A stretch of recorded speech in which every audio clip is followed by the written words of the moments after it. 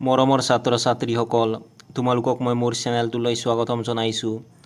আজি মই ক্লাছ 6ৰ সমাজ বিজ্ঞান সমাজ বিচিত্ৰা পাঠ্যপুথিৰ পাঠ 12 সমাজ, পৰিয়াল, প্ৰতিৱেশী আৰু ৰাইজ পাঠটোৰ অনুশীলনীৰ প্ৰশ্নসমূহৰ উত্তৰসমূহ আলোচনা কৰিম।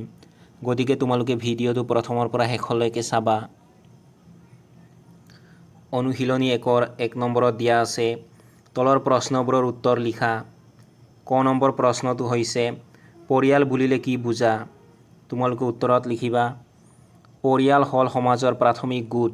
পৰিয়ালৰ গাঁথনিৰ মূল ভেটি হ'ল এজনৰ আনজনৰ প্ৰতি থকা নিস্বাৰ্থ মৰম, আদৰ, যত্ন আৰু সন্মান।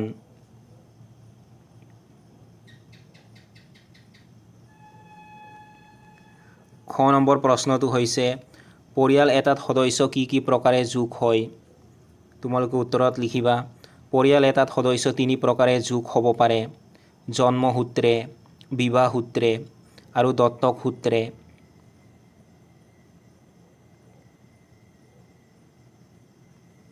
গ নম্বৰ প্ৰশ্নটো হৈছে, পৰিয়াল এটা সুচাৰুৰূপে পৰিচালনা কৰিবলৈ সদস্যসকলে কি কৰিব লাগে?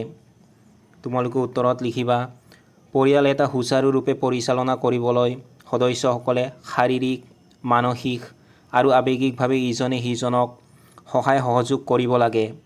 লগতে সকলোৱে ঘৰুৱা কাম-কাজত সহায় কৰিব লাগে।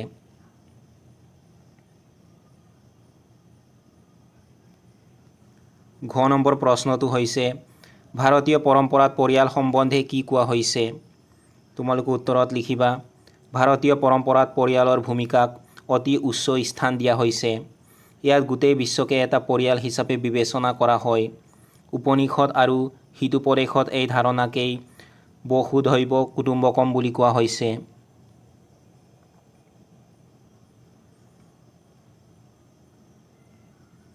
দুই নম্বৰ প্ৰশ্নটো হৈছে, পৰিয়ালৰ পৰা আমি কি কি পাওঁ? তোমালোকে উত্তৰত লিখিবা, পৰিয়ালৰ পৰা আমি শাৰীৰিক, মানসিক আৰু আৱেগিক সহায় সহযোগ পাওঁ। ইয়াৰ উপৰিও ই আমাক প্ৰয়োজনীয় শিক্ষা, সমাজৰ নীতি নিয়ম পালন, আনৰ প্ৰতি সন্মান প্ৰদৰ্শন, সহনশীলতা আৰু সহযোগিতাৰ দৰে গুণ আয়ত্ত কৰাত সহায় কৰে।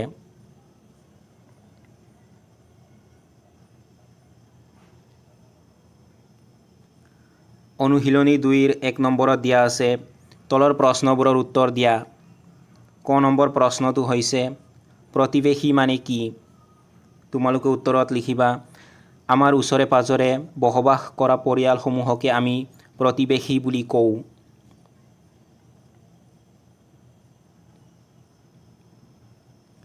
খ নম্বৰ প্ৰশ্নটো হৈছে, ৰাইজ বুলিলে কি বুজা? তোমালোকে উত্তৰত লিখিবা, ৰাইজ বুলিলে আমাৰ চাৰিওফালে বসবাস কৰা লোকসকল, গাঁৱৰ বাসিন্দাসকল বা 2-3খন গাঁৱৰ লোকসকলক একেলগে বুজোৱা হয়।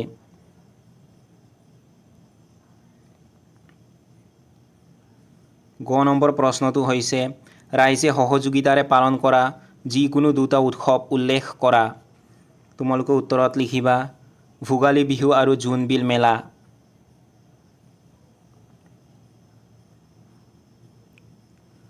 ঘ নম্বৰ প্ৰশ্নটো হৈছে, সামূহিক গোটৰ এটা উদাহৰণ দিয়া। তোমালোকে উত্তৰত লিখিবা, সামূহিক গোট এটাৰ উদাহৰণ হৈছে চহৰৰ আৱাসিক অঞ্চলবোৰ ভালদৰে পৰিচালনাৰ বাবে গঠন হোৱা আৱাসিক কল্যাণ সমিতি।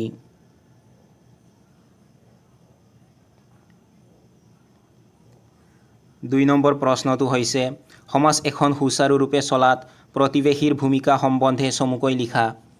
তোমালোকে উত্তৰত লিখিবা, সমাজ এখন সুচাৰুৰূপে চলাত প্ৰতিৱেশীৰ ভূমিকা গুৰুত্বপূৰ্ণ। পৰিয়ালৰ পিছত প্ৰতিৱেশীসকলেই দ্বিতীয় সামাজিক গোটৰ সৃষ্টি কৰে। জাতি ধৰ্ম নিৰ্বিশেষে প্ৰতিৱেশীসকল বিয়া-বাৰু, উৎসৱ, অনুষ্ঠান আদিৰ কাম-কাজত একগোট হয়। তেওঁলোকৰ মাজত থকা সুস্থ সম্পৰ্ক, সমতা, একতা, উদাৰতা আৰু সহযোগিতাৰ মনোভাৱে সমাজখন সুচাৰুৰূপে পৰিচালনা কৰাত সহায় কৰে।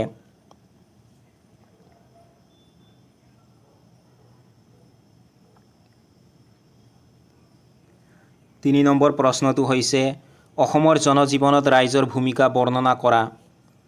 তোমালোকে উত্তৰত লিখিবা অসমৰ জনজীৱনত ৰাইজৰ ভূমিকা অপৰিসীম।